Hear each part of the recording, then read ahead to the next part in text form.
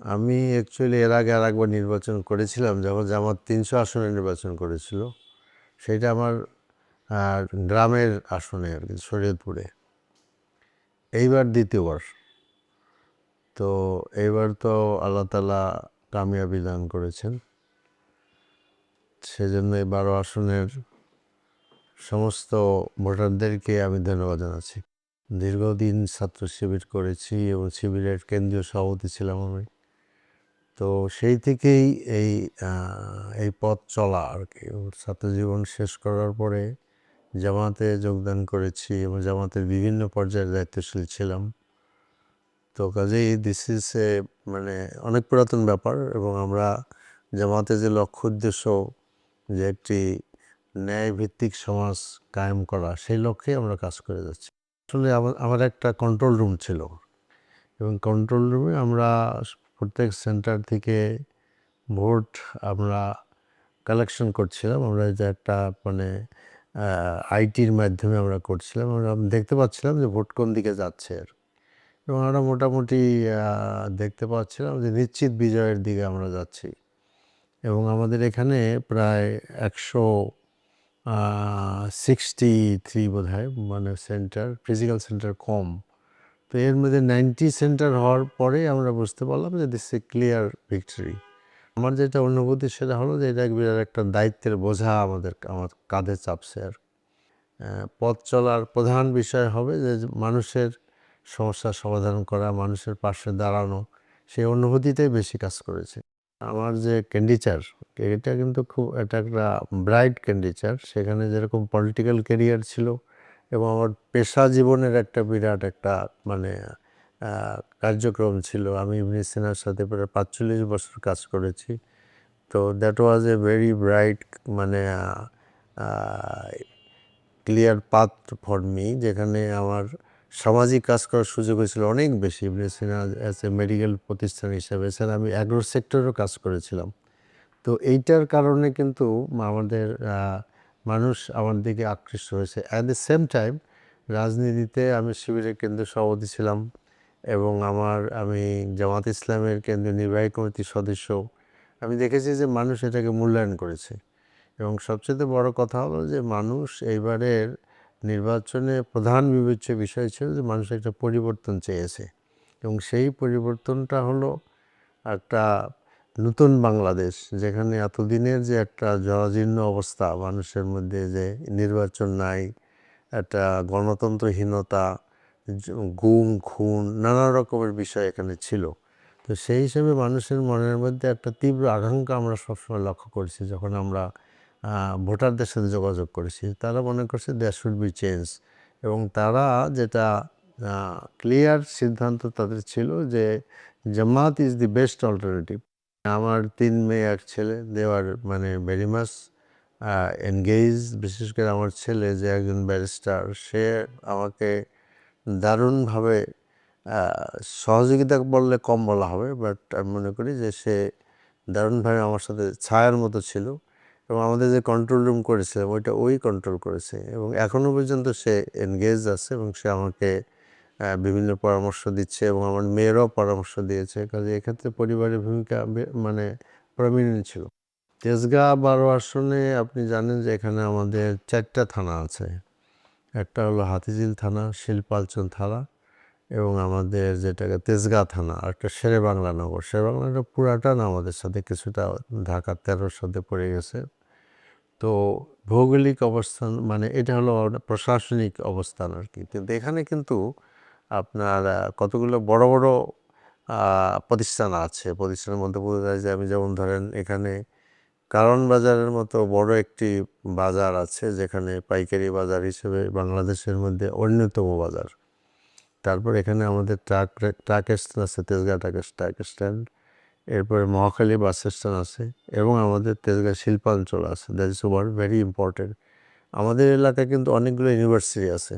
আপনার মানে Ahsanullah university, east West university, এরকম আরও কয়েকটা ইউনিভার্সিটি আছে। এখানে একটা মজার ব্যাপার হলো যে এটা মিডিয়া পাড়া পুরাটাই আর কি, রাইট ফ্রম কারওয়ান বাজার থেকে শিল্পাঞ্চল পর্যন্ত অনেকগুলা মিডিয়া আছে, প্রিন্ট মিডিয়া, ইলেকট্রনিক মিডিয়া আছে। এরপর এখানে কিন্তু গুরুত্বপূর্ণ স্কুলও আছে, আপনার এই হলি ক্রস স্কুল আছে, তেজগাঁ কলেজের মতো অনেক বড় কলেজ, যে ভেরি বিগ কলেজ, এটা এখানে আছে। তো সেদিক থেকে আমাদের এই এলাকায় চিকিৎসা ক্ষেত্র, নাক করা কান গলা যেটা হাসপাতাল, এটা কিন্তু এখানে আমাদের এটার মধ্যে পড়েছে। প্রাইভেট দিয়ে একটা হাসপাতালও আছে। তো সেই অঞ্চলে সেই হিসাবে এখানে আমাদের যে গার্মেন্টস শ্রমিকদের মধ্যে অনেক শ্রমিকরা বাস করে। বিজি প্রেস থেকে আরম্ভ করে এখানে রেজিস্ট্রার অফিস আছে, ভূমি মানে অফিস যেটা সেই তেজগাঁ পড়ে। এবং আপনি দেখবেন মানে কোহিনূর কেমিক্যাল ধরেন, তারপর নাবিস্কো বিস্কুট ধরেন, তারপর কল্লোল গ্রুপ ধরেন, তারপর সুপার স্টার ধরেন, এরকম হ্যারিকেন গ্রুপ আছে, অনেক শিল্প প্রতিষ্ঠান এখানে আছে। সো ইন অল রেসপেক্টস, অর্থনৈতিক বলেন এবং সাংস্কৃতিক বলেন, সব দিক থেকে অনেক গুরুত্বপূর্ণ। আপনারা জানেন যে আমাদের ঢাকাতে একটা সুন্দর নান্দনিক বিষয় আছে, সেটা হলো হাতিঝিল। এই হাতিঝিল আমার এলাকার মধ্যে পড়েছে। তো that's why in all respects this is very very important area. আমার এই আসনে সবচেয়ে বড় সমস্যা হলো চাঁদাবাজির সমস্যা। It's a very very big issue and it became a very national issue. কারণ বাজার, মহাখালী বাস স্ট্যান্ড, শিল্পাঞ্চল, আর খুচরা চাঁদার তো কোনো হিসাব নেই। আপনার এই ফার্ম গেটের যে হকারদের কাছ থেকে চাঁদা, রাস্তা অনেক, ইটস এ ভেরি ডিটেলস মানে থিংস।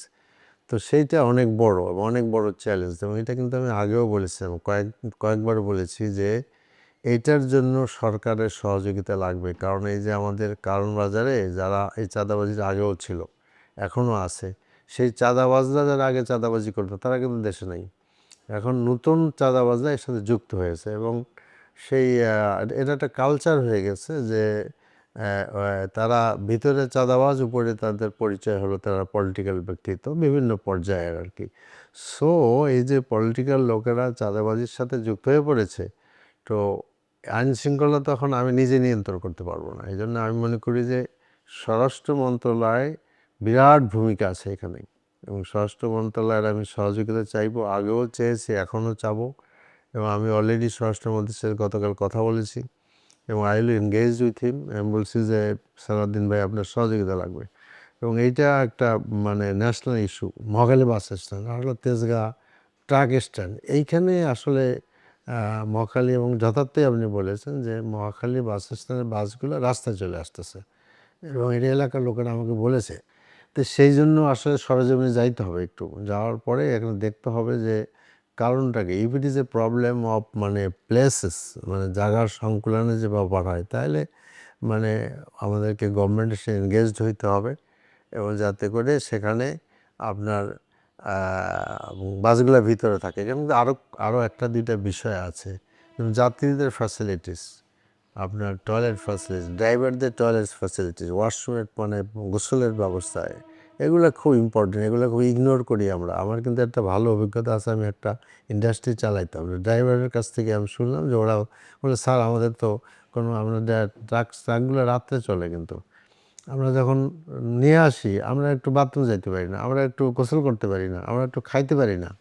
তখন আমি আমার ইন্ডাস্ট্রিতে আমি তাদের জন্য টয়লেট করে দিলাম এবং আমি গরম পানির ব্যবস্থা করে দিলাম, যাতে করে শীত করতে পারি। কী যে খুশি হয়েছে চিন্তা করতে পারবেন না। এর মধ্যে আমি একটা স্কুলে গিয়েছিলাম আর কি, মানে এরকম কয়েকটা স্কুলে গেছি। তা আমাকে হেডমিস্ট্রেসের চেয়ারে বসতে বলা হলো। তা আমি বললাম যে না, এই কাজ আমার কাজ না আর কি, আপনি আপনার চেয়ারে বসবেন। আমি মনে করি যে আমরা একটা সার্ভে করেছিলাম এই আসনের। এই সার্ভের মধ্যে যেরকম আমাদের মানে এই দাঁড়িপাল্লার প্রার্থীর সম্ভাবনা কতটুকু, এটা যেমন দেখেছি, কিন্তু কোনো সহজ প্রশ্ন ছিল যে পাবলিক কী চায় আর কি। সেখানে কিন্তু মোটা দাগে কতগুলো জিনিস উঠে আসছে আর কি। সেটা হলো আমাদের এই আসনে আমরা দেখেছি যে 4টা বড় বড় সমস্যা আছে আর কি। তার একটা হলো পানি, আরেকটা হলো গ্যাস, আরেকটা হলো সুয়ারেজ, আরেকটা হলো জলাবদ্ধতা। এগুলো নিয়ে আমি অলরেডি কাজ করা শুরু করে দিছি, এবং এটা মানুষ খুব চাচ্ছে আর কি।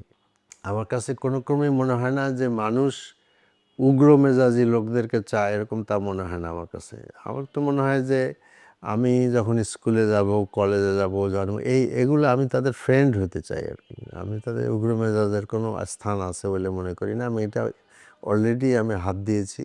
মাদক একটা বিরাট সমস্যা আমাদের এলাকায়, সারা বাংলাদেশেই সমস্যা আর কি। then this is very important to engage with the police and narcotics department.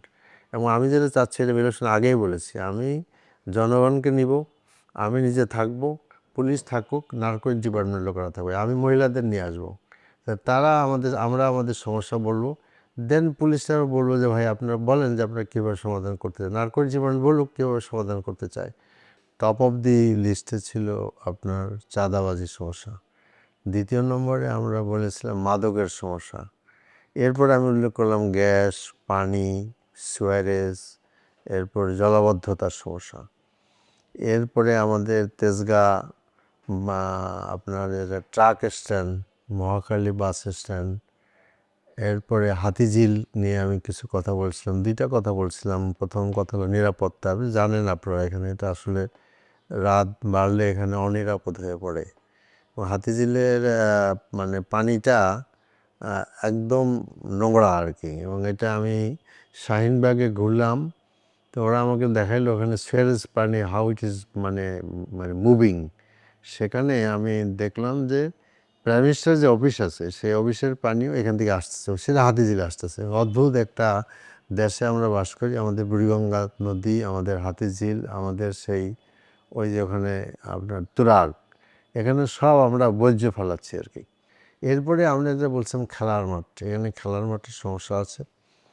তো আমি খুব বড় পরিকল্পনার কথা বলি নাই, আমি বলেছি যে আমাদের বিভিন্ন জায়গায় যে খেলার মাঠগুলো আছে অপটিমাইজ ইউজ করা, এখানে খুব এটাকে অনেকটা মানে অ্যাবিউজ অবস্থা আছে, আর বেশি কিছু বলতে চাই না, এটাকে যদি অপটিমাইজ ইউজ করতে পারি ভালো।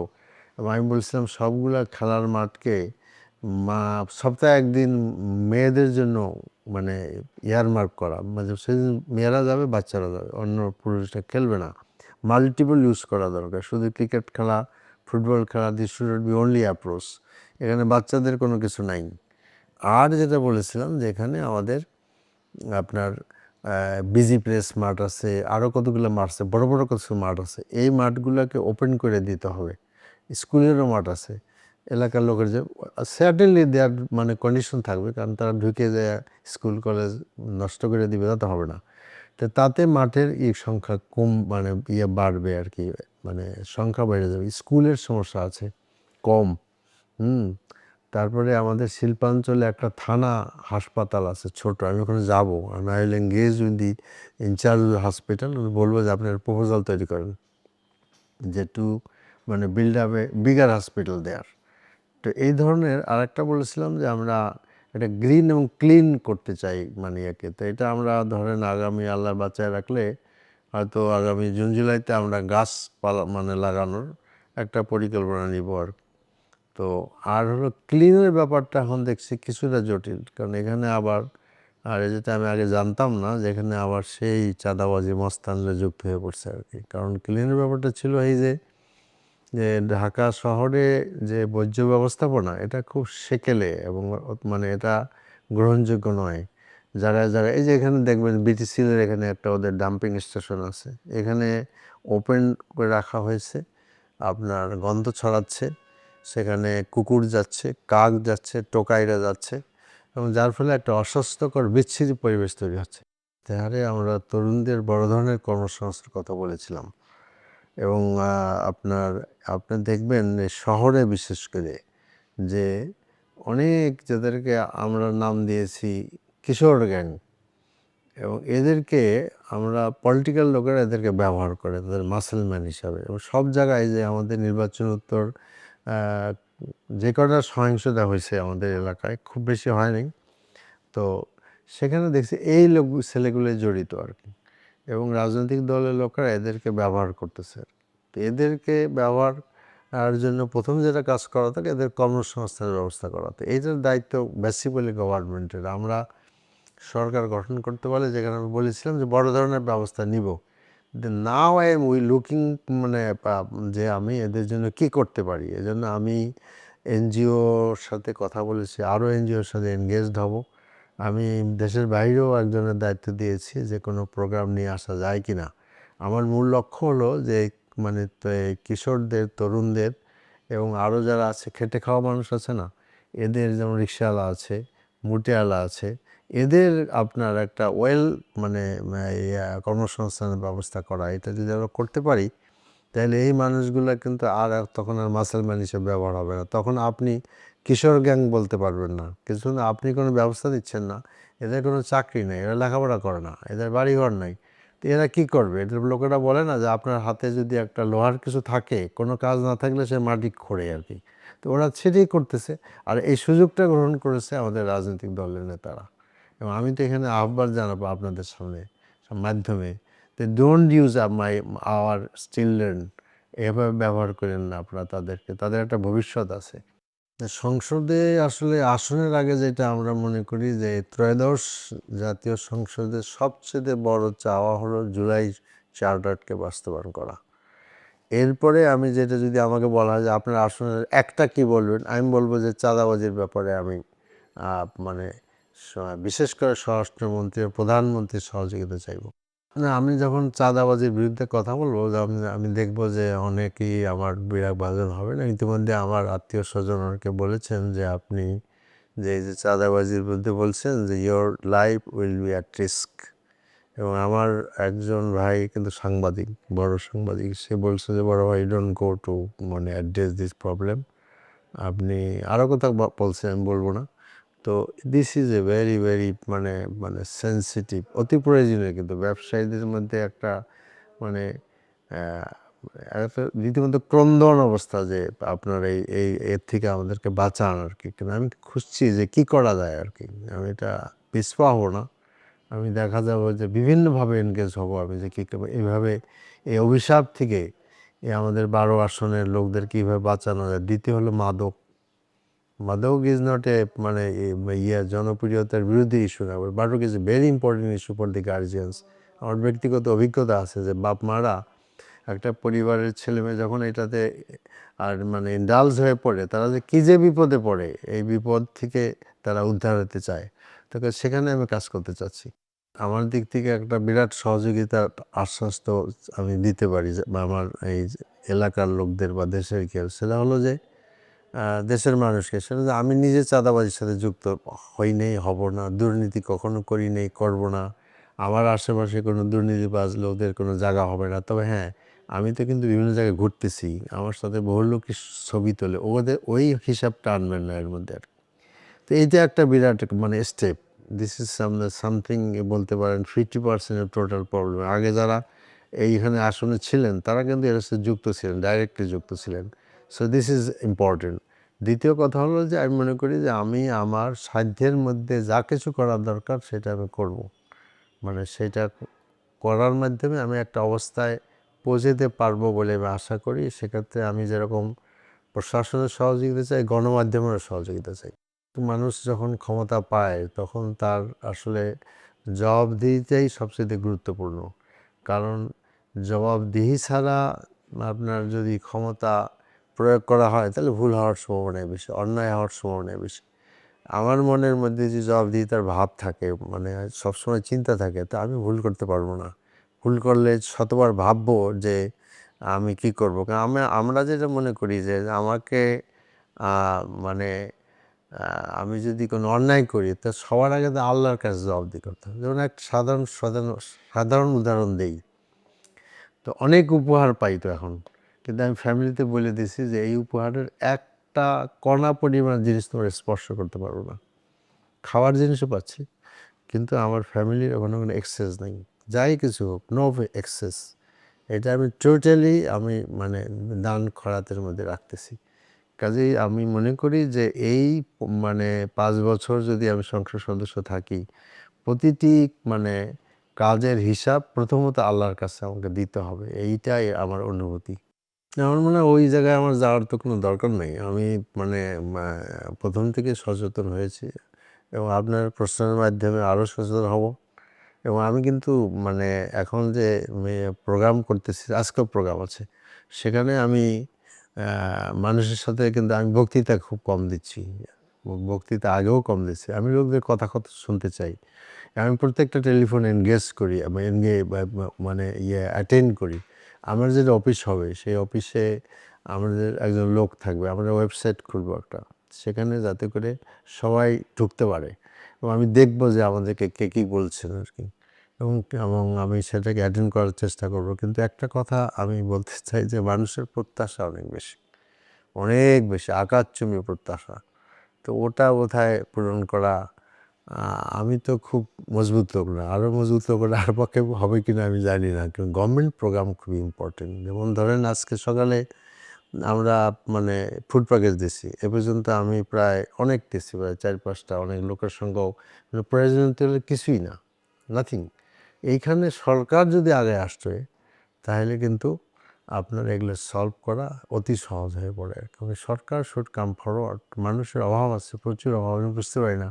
আমরা মনে করি যে একটা লোক হাঁটে গেলেই বুঝে ঠিক আছে, তা না। ভিতরে ভিতরে অনেক ভার্নারেবল লোক আছে, যার স্বামী নাই, তার মানে ছেলেপেলে নাই, নিজে ডিসেবল, এরকম প্রচুর লোক আছে।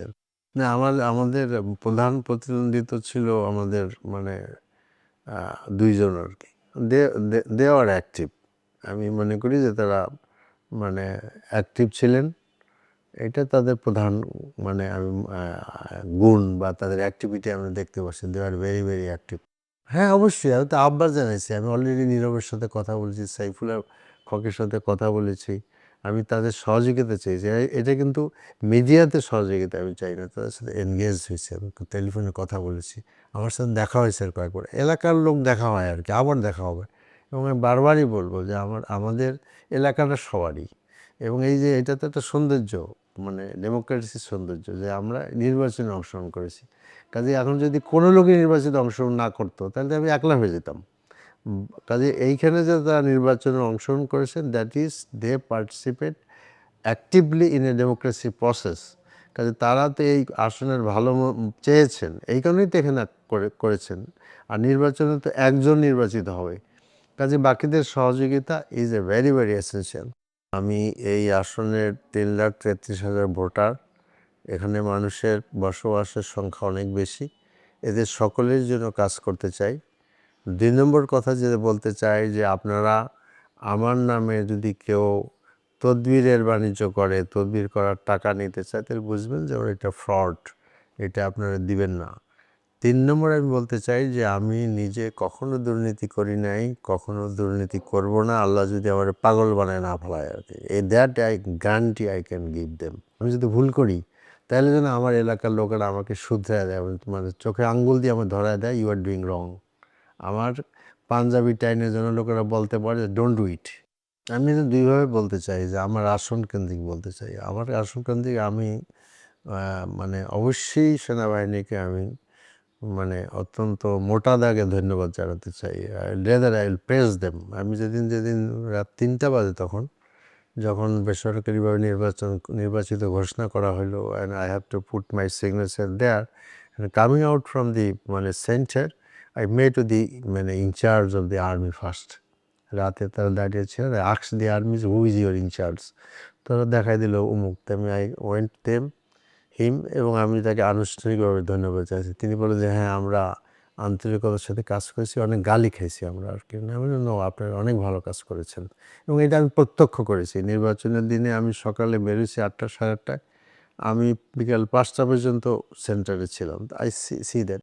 আমি গণমাধ্যম কর্মী তো কখনো হই নাই, হওয়ার সম্ভাবনা খুব কম, কারণ আমার মানে লেখার ক্ষমতা, বলার ক্ষমতা খুব কম। তবে আমি মনে করি যে আমি তার দায়িত্বের কথাই স্মরণ করে দিব, এবং আমি মনে করব দ্যাট শুড বি এ গঠনমূলক আলোচনা হবে, যাতে করে আমি ওই সংসদ সদস্যকে এনকারেজ করতে চাইবো যে সে যেন তার কাজে পূরণ করতে পারে। বেকায়দা ফেলার পরিবর্তে তাকে কাজে উৎসাহিত করা, তার দায়িত্বের কথা স্মরণ করিয়ে দেওয়া, এইটাই আমি বলতে চাইব।